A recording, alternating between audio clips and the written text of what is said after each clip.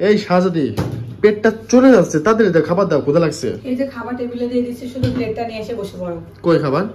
এই যে খাবার, ভাত, ডাল, তারপরে হচ্ছে এখানে হচ্ছে তরকারি, লাউ দিয়ে, ডিম দিয়ে, আলু তরকারি।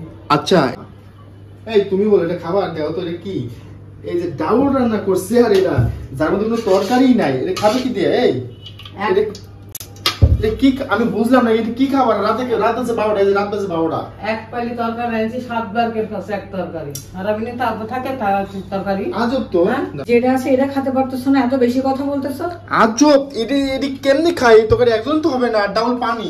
এ কি মেসে থাকো? মেসের খাবার দিচ্ছ আমাকে? একদিন স্যাক্রিফাইস করতে পারো না? এত বেশি কথা বলতেছো। আমি কি বাসায় ছিলাম সারাদিন? যে তোমাকে মজার মজার রান্না করে দিব। আই বলে তুমি বাসায় থাকবে না, তাই বলে কি এই খাবার খাইতে হবে রাতের বেলা? ধর আমি কোনো খাবার খাবো না আজকে রাতে। এইগুলি খাই থাকা যায়? রাত 12টা পেটে চুচু করে খুদাই আইসি দেখতে, এটা দিয়ে মেন্টালি ঠিক থাকে? আপনার ছেলে খাইলে দেখেন, একটা দিন ভালো খাবার নাই টেবিলে, তাই তার আচরণ দেখেন, চলে গেল টেবিল ছাড়ে। তাই আমি কি করবো বলেন তো দেখি? আমি কি বাসায় ছিলাম? ও ছেলে কোনোদিন বুঝে না, কো বুঝবেও নি জীবনে, এরকম বুঝবেও নি, কো না বুঝলে সংসার